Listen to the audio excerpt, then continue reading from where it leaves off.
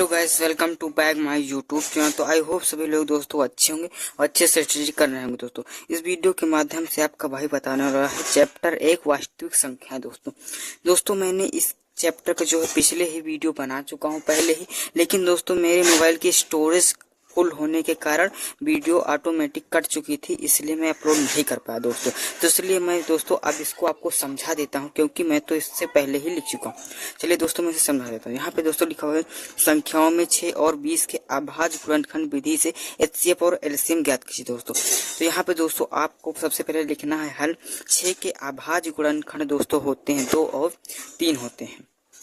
20 के अभाज्य गुणनखंड दोस्तों होते हैं 2 गुने 2 गुने 5। ठीक दोस्तों, अब दोस्तों एचसीएफ किसे कहते हैं दोस्तों? एचसीएफ जो दोस्तों दोनों में कॉमन होता है उसे ही एचसीएफ कहते हैं।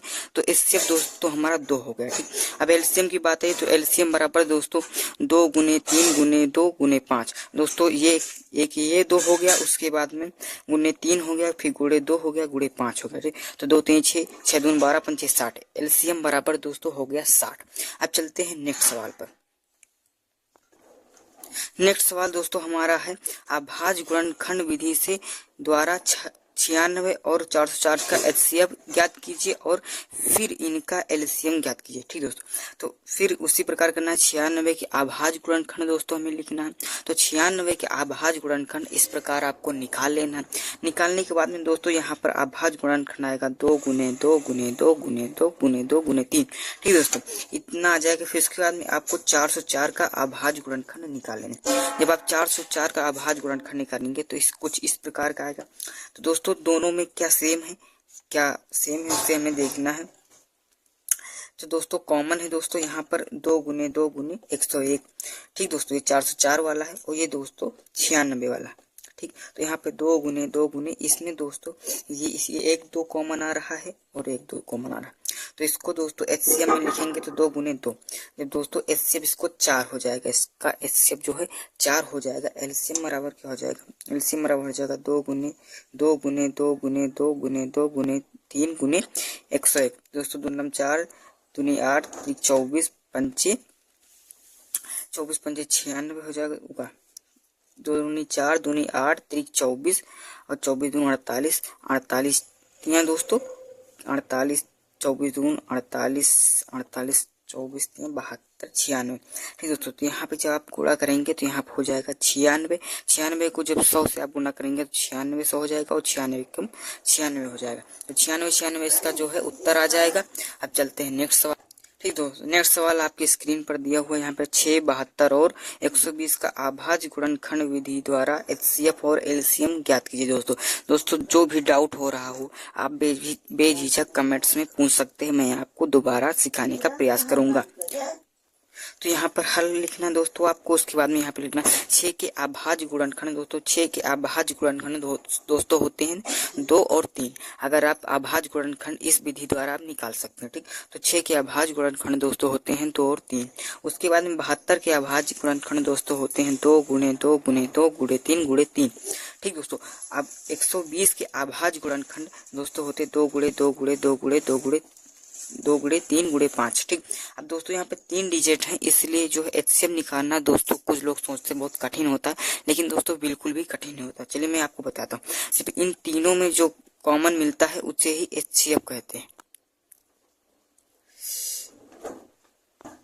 6 के दोस्तों अभाज्य गुणन 2 और 3 होते हैं। 72 के दोस्तों अभाज्य गुणनखंड 2 गुने 2 गुणे 2 गुणे गुणे 3 गुणे 3 होते हैं। अगर दोस्तों अभाज्य गुणनखंड इस प्रकार से निकाला जाता है दोस्तों, क्योंकि मैंने पहले ही बता चुका हूं तो अब लिखने की यहाँ पर जगह नहीं बची दोस्तों। अब यहाँ पर लिखा 120 के अभाज्य गुणनखंड तो दोस्तों होते हैं 2 गुणे 2 गुणे 3 2 गुणे 3 गुणे 5। ठीक, अब दोस्तों एचसीएफ 3 यहाँ पे डिजिट है, तो एचसीएफ निकालना बहुत लोग सोचते हैं कठिन होता। दोस्तों कुछ भी कठिन नहीं होता, चलिए मैं आपको बताता हूँ। दोस्तों इन तीनों में जो कॉमन मिलेगा वही हमारा एचसीएफ होगा। तो इन तीनों में क्या कॉमन मिल रहा है? 2 2 2। इन तीनों में जो है 2 2 कॉमन मिल रहा है, तो हमारा एचसीएफ बराबर 2 हो जाएगा। हालांकि और इन तीनों में और कुछ भी कॉमन नहीं मिल रहा, तो हमारा एचसीएफ बराबर फाइनली 2 हो जाएगा। आप एलसीएम की बात करते हैं तो एलसीएम बराबर दोस्तों यहाँ पर जो तीनों में कॉमन मिला है 2 उसे लिखेंगे। उसके बाद में 1 2 2 इसमें 2 है तो इसमें 2 लिख लेंगे। उसके बाद में 3 3 बचे हैं तो 3 3 लिख लेंगे। उसके बाद में हमारा फाइनली 5 बचा तो यहाँ पर हम 5 लिख लेंगे। ठीक 5 लिख लेंगे। उसके बाद में गुना करेंगे, 2 दूनी 4, दूनी 8, त्रिक 24, 24 तिया 72, 72 पंचे 360। तो दोस्तों हमारा एलसीएम बराबर 360 हो चुका है। अगर कुछ भी डाउट हो, कुछ भी समस्या हो तो आप बेझिझक कमेंट बॉक्स से पूछ सकते हैं दोस्तों। अगर चैनल पर नए हैं तो चैनल को सब्सक्राइब एंड वीडियो को लाइक करें। चलते हैं नेक्स्ट सवाल पर। नेक्स्ट सवाल दोस्तों आपके सामने स्क्रीन पर दिया हुआ है। यहाँ पर लिखा दर्शाइए कि 5 माइनस √3 एक अपरिमेय संख्या है। तो दोस्तों यहाँ पर आपको फाइनली लिखना हल माना 5 माइनस 3 एक परिमेय संख्या, आपको हमेशा अपोजिट लिखना है। ठीक, तो यहाँ पर माना एक परिमेय संख्या है। ठीक दोस्तों, तो परिमेय संख्या बराबर 5 माइनस √3 बराबर a/b, क्योंकि एक परिमेय संख्या तो आप p/q क्यों लिख सकते हैं, या तो a/b लिख सकते हैं। तो परिमेय संख्या 5 माइनस a/b बराबर √3, इसको उस तरफ भेज दिया। उसके बाद में यहाँ पर लिखना है, क्योंकि हम जानते हैं कि √3 एक अपरिमेय संख्या है, जबकि 5 माइनस a/b एक परिमेय संख्या है। कभी भी परिमेय संख्या अपरिमेय संख्या के बराबर नहीं होगी। इसलिए 5 माइनस √3 एक परिमेय संख्या है दोस्तों। अब चलते हैं नेक्स्ट सवाल पर। कुछ भी आपको नहीं आता है, कुछ भी आपको डाउट है तो कमेंट बॉक्स में पूछ सकते हैं। नेक्स्ट सवाल आपके सामने स्क्रीन पर दिया हुआ है। 7 ब्रैकेट 17 ब्रैकेट 23 का एचसीएफ एलसीएम ज्ञात कीजिए। दोस्तों इसका एक ट्रिक होता है एचसीएफ और एलसीएम। जब दोस्तों सब संख्याएं अभाज्य हों तो उसका एलसीएम हमेशा एचसीएफ हमेशा 1 होता है। जब संख्याएं अभाज्य हो तो उसका एचसीएफ हमेशा 1 होता है और एलसीएम संख्याओं का गुणा होता है। तो दोस्तों जब इसको आप गुणा करेंगे तो एचसीएफ एलसीएम निकल आएगा। चलते हैं नेक्स्ट सवाल पर। नेक्स्ट सवाल दोस्तों आपके सामने लिखो, अभाज्य गुणनखंड विधि द्वारा निम्नलिखित पूर्णांकों के एचसीएफ और एलसीएम ज्ञात कीजिए। अभाज्य गुणनखंड तो 12 और 15 और 21। तो यहाँ पर फाइनली लिखा हुआ दोस्तों एचसीएफ बराबर 1 होगा। किसका होगा दोस्तों, इस संख्या का होगा, क्योंकि ये दोस्तों तीनों संख्याएं अभाज्य हैं, इसलिए इसका एचसीएफ 1 होगा और एलसीएम संख्याओं का गुणा होगा। इन सब का गुणा एलसीएम होगा।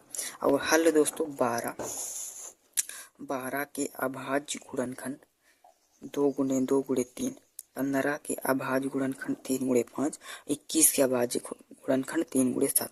इन तीनों में दोस्तों 3 कॉमन है, इसलिए एचसीएफ 3 हो जाएगा। एलसीएम बराबर हो जाएगा 3 गुणे 2 गुणे 2 गुणे 5 गुणे 7। 3 दूनी 6, 6 दूनी 12 पंचे 60 और 60 गुणे 6 42, यानी कि 420। एलसीएम बराबर 420 हो जाएगा एलसीएम बराबर। चलते हैं नेक्स्ट सवाल। यहाँ पे दोस्तों दिया हुआ है एचसीएफ 306 357 9 दिया है, यानी कि इन दोनों संख्याओं का एचसीएफ जो है 9 है। एलसीएम 306 657 ज्ञात कीजिए। इसका ठीक ज्ञात करना है, एचसीएफ ज्ञात करना, एलसीएम ज्ञात करना है, एचसीएफ दिया है। तो यहाँ पर होता है इसका दोस्तों सूत्र होता है एलसीएम बराबर एचसीएफ इंटू एलसीएम बराबर पहली संख्या गुने दूसरी संख्या। तो दोस्तों यहाँ पे एचसीएम 9 है, गुणे एलसीएम निकालना है बराबर 306 गुणे 657। उसके बाद में दोस्तों यहाँ पर एलसीएम बराबर 306 गुणे 657, ठीक है, 657 और गुणे 9 भागे 9।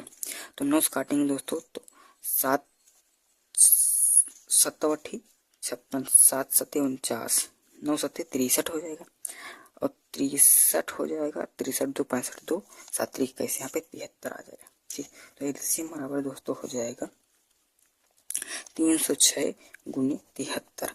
तो 306 गुणे 73 जब आप करेंगे 306 गुणे 73 करेंगे तो 36 18 के 8 हासिल 1 और 3 3 की 9 गुणक चिन्ह लगाएंगे। 7 6 42 के 2 हासिल 4 लिख लेंगे इसे।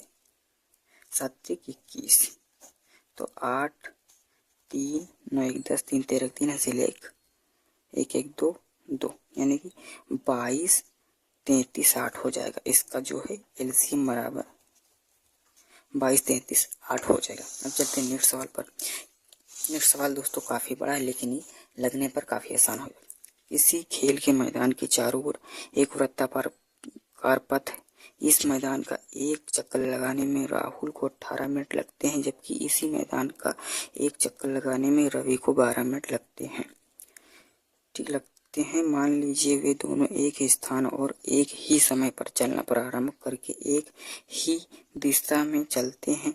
कितने समय बाद वे पुनः प्रारंभिक स्थान पर बैठेंगे। दोस्तों एक वृत्त है, वृत्त में जब राहुल चलता है, इस चक्कर वृत्त का चक्कर लगाता है तो 18 मिनट लगते हैं, और इसी वृत्त को जब रवि चलता है तो 12 मिनट लगते हैं। दोस्तों समय निकालना, समय बढ़ता है कभी घटता नहीं, तो इसलिए एलसीएम निकालना पड़ेगा। तो एलसीएम दोस्तों 12 और 18 का जब आप एलसीएम निकालेंगे तो यहाँ पर दोस्तों आ जाएगा 2 × 3 × 2 × 3, तो 2 3 6, 6 दूनी 12, 12 3 36, इसलिए इसका आंसर दोस्तों 36 मिनट आएगा। 36 मिनट बाद पुनः एक ही स्थान पर मिलेंगे। दोस्तों आशा करता हूँ कि आप सभी लोगों को समझ में आ गया होगा। अगर समझ में कुछ नहीं या डाउट है तो आप कमेंट में पूछ सकते हैं, और वीडियो को एक लाइक एंड चैनल को सब्सक्राइब करें। मिलते हैं अगली वीडियो में, तब तक के लिए धन्यवाद, बाय बाय।